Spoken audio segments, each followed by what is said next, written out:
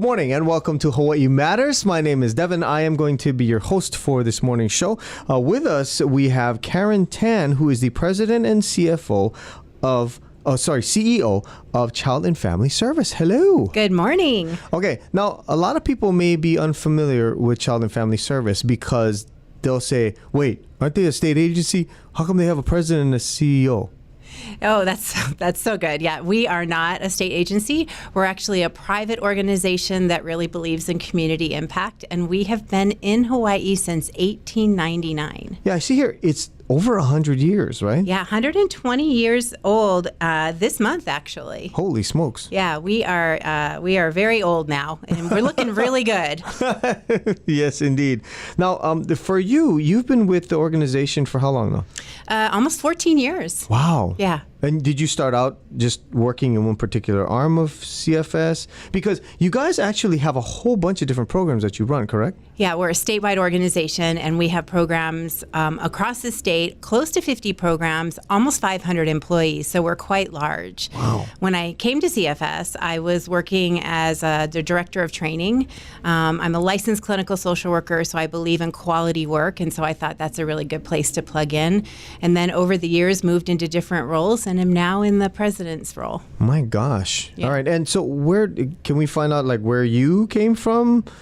Sure. Yeah. Yeah. So I actually moved to Hawaii about 27 years ago from Seattle area, and I got Hawks. my Sorry. master's. I know, my master's in social work from UH. Oh, okay. Yeah. And so I have, my original plan was move back to the mainland where I had a job lined up, but I met my husband here, who's a local boy from Kalihi, and so there you have it. that always changes things just a little bit. Yes, for sure. Ah, okay. So, and you've been with Child and Family Services for about 14 years. Before that, you were working where here? I worked at Parents and Children Together, which is Okay. another organization serving the community. So you've here. kind of gone from group to group, but each one of them having to do sort of with families, Yes, right? yes. Surrounding I'm families. a true believer in helping families in our community. Is there a reason why you were drawn to that work or something that draws you to this?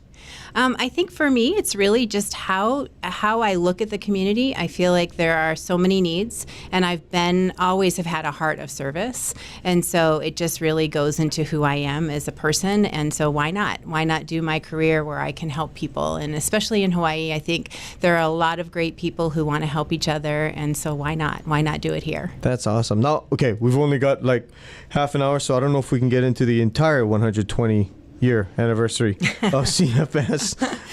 But if you could give a little bit of history about the organization, just so that people know, because honestly, people do. They think, oh, it's this state agency. You guys have been around so long. They think that you guys are just this state agency that just does their thing, and that's not actually the case. Yeah. So no, it's really, really common, actually. And so we always talk about who are we? Where do we come from? So we were born in 1899, and we're local. So not connected to any mainland organization. We were created by the Associated Charities of Hawaii, which were a group of different organizations that came together to support the work for helping families. And we were initially supported financially through the Honolulu Community Chest, which is now known as Aloha United Way. Oh. And so back in 1899, we were birthed, and the focus was really on helping children and families and really protecting kids and making sure they thrive. Now, you have 50 programs. Yes. Are there?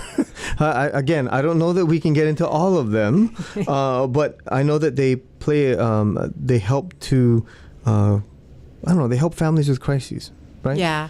And, I always talk about our programming works with the whole family. So twinkle to wrinkle, from even before they're born, when the moms are hapai and we're trying to keep them healthy, maybe not using substances or drugs, to all the way to our kupuna and everything in between. We focus on child welfare. We focus on keeping kids safe, and we have a lot of areas of domestic violence where we provide shelter and support, crisis support for sexual assault, and then also for our kupuna, helping them age in place. A lot of our belief in Hawaii is that we take care of our kupuna as they age. We want to make sure that those caregivers have the support they need, because it's pretty stressful.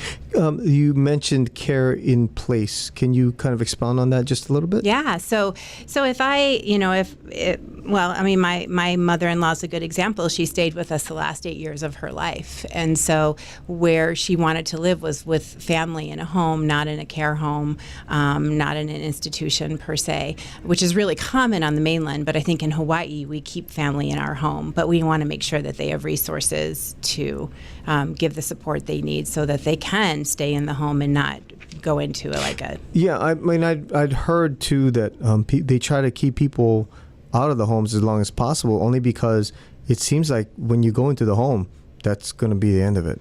Yeah, you're talking care homes? Yeah. I mean, I think for some families... it's not always the case, but a lot of cases it's like that. And I think like when there's Alzheimer's or, really the mental capacity of our kupuna is challenged, I think it's really hard for the family to keep them in the home. But where we can, we want to. And sometimes when they move into a care home or a kupuna center, it's really because they need the highest level of care and the family just can't do it. So if they give you a call, do you help get them to the correct agencies who can help them, or do you get them, I don't know, like find them help? How does that work for the care in place thing? So every county in Hawaii has a phone number that you can call, and I don't know it off the top of my head, but that's the place where a family would start to find resources, and then when they come to us, then we would see what they're being referred to us for and how we can support them. Oh, nice. So it can be anything. Yeah.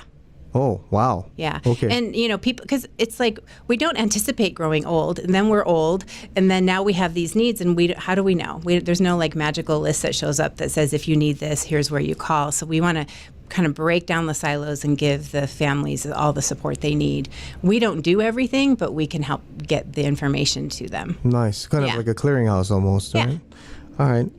Once again, we're here with Karen Tan. She's the president and CEO of CFS, Child and Family Services, and we're just kind of finding out more about what CFS does. They are they are so ingrained here because they've been here for 120 years. Sometimes you forget about all the stuff that you folks can provide.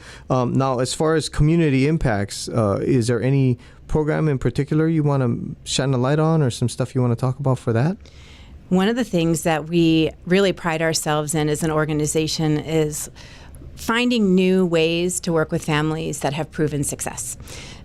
We believe in proving our impact. So we have all sorts of data and scorecards for all the work that we do to show that we're making a difference. And some of the things that we brought to Hawaii that we're trying out right now have to do with really moving people out of poverty, which is kind of the thing right now, right? As we talk about homelessness, as we talk about, just the challenges of living in our community and making ends meet.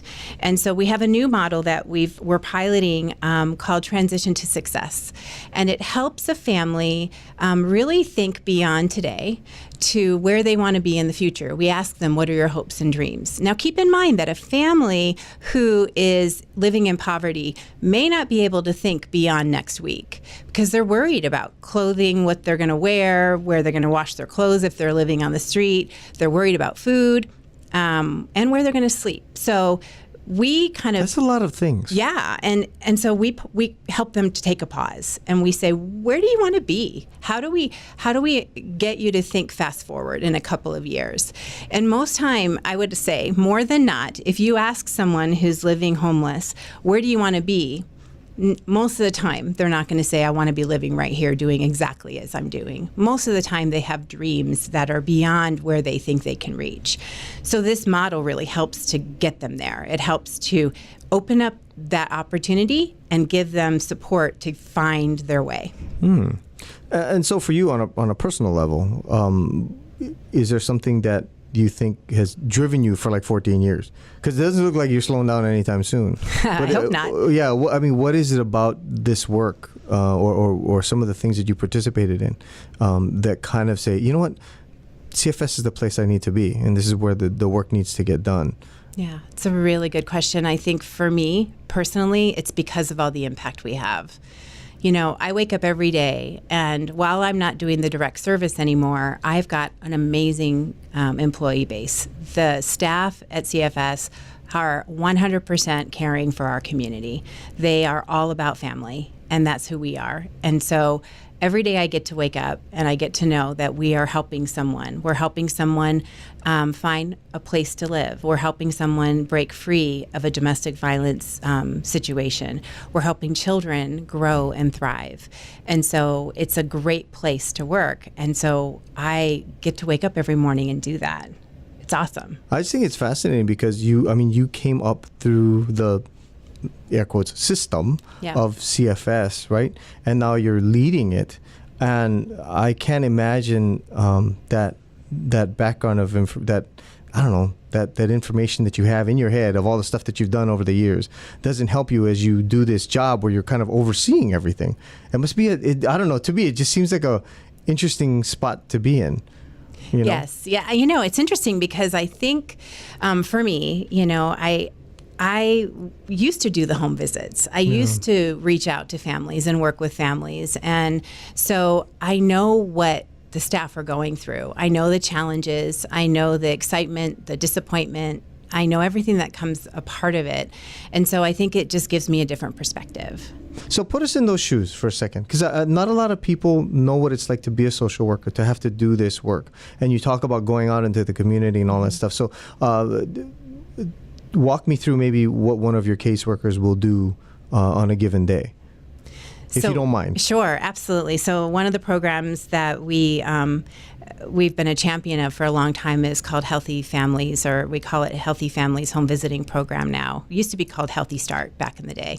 Oh, and and so these are our workers are going into homes of families who are at risk of domestic violence or at risk of child abuse. Maybe there hasn't been, but they've been identified as having, maybe some risks. And we want to make sure those kids are thriving and they're not having any abuse happen. And so for the worker in that program, they carry a caseload and they might start their day by doing a home visit. And so imagine a home visit where you're going to a place you've never been. Maybe there's dogs. Perhaps not. Probably dogs. Probably actually. dogs. Probably big dogs. Yeah, right. And then you're going into their home, which is an honor for someone to let you into their home. And so as we go into the home, this worker is going to look around and see what kind of support we can give this particular family. Sometimes I think, I have a firm belief that no one wants to abuse their children. I don't think anybody wakes up in the morning and saying, this is my goal. But I think that families lack resources. So a lot of what we do in the home is just talking about what is normal child development. How do you know if your child is ready for certain types of timeouts, and what can you expect, so that you're not expecting so much. And then it helps you to be a better parent, for example. Wow. Yeah. That's interesting. I think it's very different from the model that most people have in their heads. Because when you talk about a home visit, people think about, a state agency walking in and into something like this and looking for what's wrong instead of trying to help them and make things right. Right. So right. If that's kind of an overly simplistic way to look at it, but that seems to be what you're getting at, right? Yeah, and our mission is strengthening families and fostering the healthy development of children. So we go in looking for what's right. We go in and the state, they have their role. They have to go in and they have to assess for safety of these kids. And we've had some tragedies in our state over the past 30 plus years where children have had their lives lost. So the state has different eyes. They go in and they're looking for that. They're looking for safety considerations. But our workers are looking for, how do we help this parent be a better parent so their children can thrive? Now, one of the things that we're talking about here at our stations is the Hope and Healing Oahu program, right, which offers that free counseling and support to youth. Is that right? Yes, absolutely. Can you talk about that a little bit? One of the things that we really have found in our community is that the youth, they're so much fun, and they have a lot of great ideas, and some of them are lost. They're getting into the police system and the judiciary system, and they shouldn't be. And so we have this Hope and Healing focus where we have a 24-hour drop-in center where kids can stop in our Kalihi location and just hang out and get their bodies off the street and get some good going on, because I think that they need that. They need a place to hang out, and they need that counseling and support. Very cool. There's also a phone number that they can call too. If you need to call Child and Family Service, you can call 681-1546. Yes, that's a good number to call for that particular program. And if you need more information about Child and Family Service, you can go to www.childandfamilyservice.org. That's easy to remember. Super easy to remember. And our website has all sorts of information, both for people seeking services, but also we're looking for great employees. We are at Best Places to Work in Hawaii. We're so proud of that. And so come on board, because we have, we're looking for people who are passionate about those in our community. Now, what do you attribute to that? Because the social work is not easy. No. It is not. I mean, it's day in, day out. I mean, you'll have some small wins, but a lot of it is the battle. You're battling people with, being homeless, in poverty, dealing with drug issues, all of that kind of stuff. Just family discord. And so you put all that together, and then you go, this is the best place to work with helping people. Is there something that you like to attribute to why that's the case? One of the things I always say is the work is hard enough, so let's make the work environment easy. And so we really focus on organizational health at Child and Family Service. We focus on good communication, over communication, support of our staff, really creating a place where people are aligned and clarity happens. And so, and I think that helps. You're right, days are not easy, and all of us work a lot of hours and put a lot of passion into the work we do. But we also know how to have fun and play and celebrate those successes, and I think that makes us a best place to work. That's nice. Once again, we have President and CEO Karen Tan from Child and Family Services with us this morning. We're kind of talking about all the different programs, and again, we could spend the entire day talking about Child and Family Service programs. Can you highlight another program that's out there that you think would be kind of fun to talk about? Sure. So one of the programs that I really have enjoyed watching and learning from these kids is our alternative high school on our Eva campus. We have a school that's called Haleo'ulu, Place of Growth. And kids that are suspended from the complex areas like Campbell, Waianae, Nanakuli, Waipahu, they get to come to us. And we have just a great program there. We have a curriculum called Choose Love, which is a parent out of the Sandy Hook shootings. Her child was killed. She created this curriculum. So we work with these kids on their character building. So education happens, but also how do we love and respect and honor each other? And so that is the curriculum that happens at this particular program. I love these kids. They're awesome, and they come to us. Maybe they've had some struggles, but they stay with us for a short while, and we send them back to their schools, hopefully in a better place. Oh, nice. Yeah.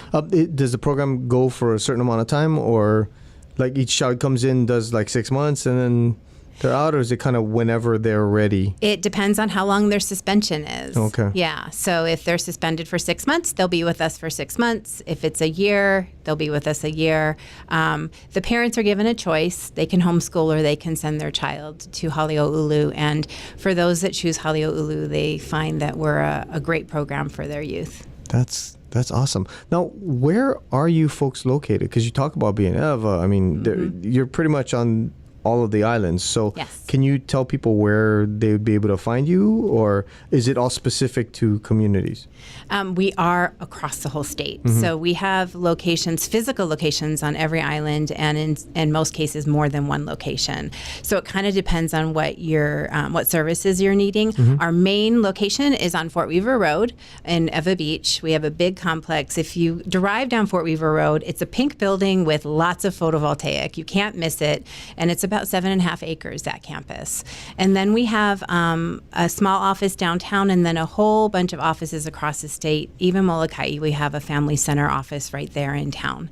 So we try to be within the community so that people can reach us. Now, was there, neighbor islands, obviously, we know why those are out there. But as far as the Oahu ones, I know that you have your Fort Weaver campus, but is there a reason why you said, okay, if the closer we are, the easier it is for people to reach us? Is that kind of the thinking behind that? I mean, have those been around for all this time, or have they been growing and you kind of said, okay, we can put one here. Okay, we can put one here. Okay, we can put one here. Is it like that?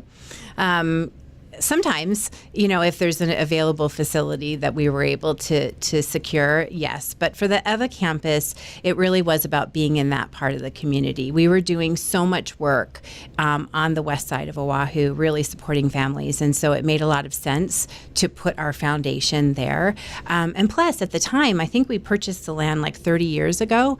And so there was nothing out there. Oh. I've lived in EVA side for 20 years, and I've watched it grow. But prior to that, it was sugarcane, as you might recall. And so we were able, our Haleʻoʻulu had a little footprint there, our high school program, and then we came in and built our campus before all of the traffic and all of the activity. And so it was a wise decision of people before me that chose to do that. And very wise because, one, it was cheap at the time. Right. And who would have known that we would have had such a population? And there'd be such a need because that area is just huge, man. There's so many people out there. Once again, we are here with Karen Tan, who's the president and CEO of CFO. CEO. She's CEO of, CEO. I'm not good with numbers. CFO. You don't want me to be the CFO. The letters get me all messed up all the time. I'm sorry. That's right. She's, again, with Child and Family Services. Now, as the president and CEO, what is your vision for, 5 years down the road, 10 years down the road, with regards to human services here in Hawaii? When I took the reins of the CEO job, I really had to spend a lot of time listening to people in our past to really understand where all the decisions came from and what happened at Child and Family Service in our community historically. So I spent the first year and a half really doing that. And as I kind of completed that process, I realized that there's a lot of need that we still need to meet. And as we move forward, I'm looking at that need and saying, how do we meet it all, and where do we go? At the same time, there was a report that came out nationally called the National Imperative, which looked at the health of human services across the nation. And so I decided, let's get the data for Hawaii and see how we're doing as organizations in our state for the health and human services. And so we got the data and we looked at it and we said, you know what, there's some things that we can do. And this is kind of driving us as we're moving forward. So the first is really to make sure that we can prove our impact, because our community deserves that. If you come to us for services, you deserve to be better. If I go to someone who is a doctor who's going to treat me for acne, I better get some medicine that's going to take that acne away, right? Same thing with human services. We don't want people to come and leave worse off. We want them to come and be better off. So outcomes is one of the things that we're going to be looking at. Also, we really need to look at how we are partnering with other organizations. There are hundreds of human service organizations in our state, and we want to partner better. And I would say that people often call us a nonprofit, but that's just our tax status. Did you know that in Latin, nonprofit means no progress? And yet we're making such impact. So we call ourselves a community-based organization, and that's who we need to partner with, other community-based organizations. So I'm just challenging all of us to stop calling ourselves by our tax status. It's crazy. We have progress. So those are two of the things that we're really looking at doing, is how do we partner for better impact, and how do we prove that someone's better off when they come to us? And I think if we can do those two things, I think we're well on our way. Wow, that's fascinating.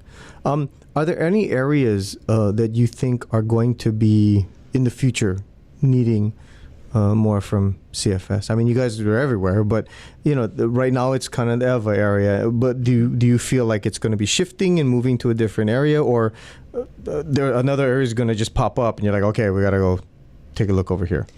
The concept of pop-up need is real for our state. Right. When the lava erupted a little over a year ago, we had both staff and community impacted. And so we really adjusted our services to provide counseling and support for those families who lost their homes or had to evacuate.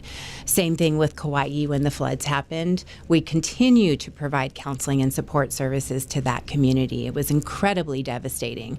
And so while we continue to do our base of child focus, we often will find ourselves responding to community just based on natural disasters or community needs that happen and no way to predict. Wow. That's interesting. If people want to get involved with the organization, help out either monetarily or manpower, is there a way that they can do that? Absolutely. The best way is to give us a call or go online and connect with us that way. You can actually donate to our organization online. It's super easy to do. And I would say that, every penny is really using for the best of our community. So people who are feeling like they can be generous in that way and have the means, we love that. And we also have a lot of volunteer opportunities. And so if people are interested in volunteering, they can just go online or call us as well. And one of the fun things is that we're trying to grow our kupuna who are volunteering. We call it their encore careers. So, you might be retired and you want to give back. Maybe you had a skill set that you want to use, or you want to try something different, and now you're trying to find something to do in your retired years. We will take you on and see how we might partner with you. It's a really fun opportunity. That's cool. Well, can you give me an example of something a kupuna can offer, like a hula or ukulele? Sure. If you have skills like that, then come teach our kids. We've had kupuna come in and teach multimedia training, how to use cameras and do videos or things like that. We've also had them come in and just mentor young moms, and even teaching how to balance a checkbook. Kids at our Honolulu program don't know how to do that. Yeah, there are adults who don't know how to do that. So that's quite impressive. Oh, okay. Well, that's great.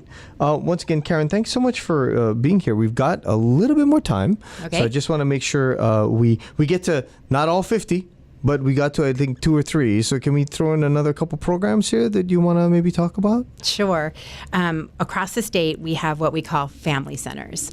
And these are places where you can walk in. And if you're in need, you have the need for food or clothing or counseling and support, you can just walk in. And so that program is near and dear to my heart because you never know when you might have a need. And we don't want people to have to go through a bunch of barriers to get those needs met. And so I'm thinking of, in particular, on Kauai, we have 2 of those family centers, one out in Waimea and one in Kaba'a. And both of those homes are a place where you can just walk in and get your needs met. And then we'll help you to figure out how to not be in that place again, because we don't want people to be worried about what they're going to eat for the next meal. Wow. Yeah. That's a neat feeling to give someone. Yeah, when they leave and they go, oh, okay, I'm good. I can breathe. Yeah. I can relax a little bit and feel, I don't know, feel human again, maybe? Yeah. Is that too final point to and put feel on it? valued. I think especially parents, when you find yourself in a place where you don't have the means to put a healthy meal in front of your children, it's so disappointing, and you feel disvalued, and you bring value, as a parent, and the children don't necessarily know they don't have a meal coming their way, or that the meal you're giving them is not the best meal. But we want to help give those parents what they need to provide that meal for those kids, and then really help them move forward using our transition to success model. So, and the transition to success model just means like you walk them through the process and say, okay, we'll help you get a job here. We'll help you. Totally empowering. So where do you want to be, and how can we help you get there? So a lot of it is about vision for themselves. Like you were saying, it's hope for the future and hope for their kids, right? Yes. And we should be proud in Hawaii because this particular model came out of Detroit, Michigan. And we went and visited it, and we thought, wow, this is really great. Let's see if it works for families in Hawaii. And we brought it here, and we've been collecting data for 2 years. And 80% of the families that participate are showing movement to move out of poverty. 80%? 80%. And now other states, other locations are calling us to ask us how we're implementing because our data has been shared nationally. Okay. And so now we're kind of a leader in that model. And I'm excited to see, we're going to spread it out statewide now that we know it works. We initially piloted in Maui and on Kauai. Okay. Give us toot your horn just a little bit. Tell us what, I'm sure you're going to say there's not a secret. It's just getting the work done, but there's got to be something. But what do you chalk your success up to? What's the secret sauce? Yeah. Is there a secret sauce? Well, I would say there's quite a lot of components that make Child and Family Service a secret sauce.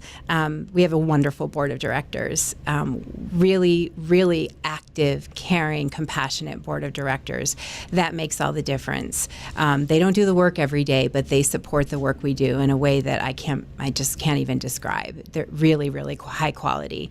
We also have a guild of volunteers where people can volunteer, and these are working professionals who absolutely care about the community and are giving back. And we're getting a new group of young professionals that are really helping, and they're helping us to raise money and do events and take care of our programming in ways that the staff can't because they're so busy. Then there's the staff. Our champions, the employees, absolutely impressive every step of the way. And then my executive team just leading the way, really skilled people who care about Hawaii. So all of that put together, I would say, is our secret sauce. Oh, very nice. And as far as the program goes, it's just investing, making sure that the kids feel supported. Mm-hmm. And I think Hawaii is really kind of known for that aloha spirit thing that pervades sort of everything that happens with regards to things with families and things with kids. Yeah. I think it's kind of baked into it, so that helps quite a bit. Yeah, and I would add that there's a generosity in Hawaii. I think I've never seen such generosity. People will give, even if they have nothing to give. If someone's in need of food, they will make a food plate and bring it to someone else, even if they themselves are struggling to make ends meet. The generosity and the caring and the ohana that happens in Hawaii, it's like no place on the earth. I wouldn't live anywhere else. Oh, that's nice. And then you don't have a choice. No. My kids are born and raised exactly. here. I don't think they're going to let you leave at CFS. So once again, Karen, thank you so much for stopping by. Karen Tan, she's the president and CEO of Child and Family Services. They are we can't use the word nonprofit. What are we saying? Human service, community-based organization. There you go. They are that. They're doing so much wonderful work with children and families. If you need to avail yourself of their services, or if you want to help out, you can always call 681-1546. That's 681-1546. And the website again, if they want to get information? It's childandfamilyservice.org. All right, Karen, thank you so much for stopping by. Thank you. Is there anything else you wanted to mention? Just thank you for having me, and I just wish everyone a great day. All right. This has been Devin for our friend Karen Tan from Child and Family Service. We will see you next week with more Hawaii Matters. Aloha.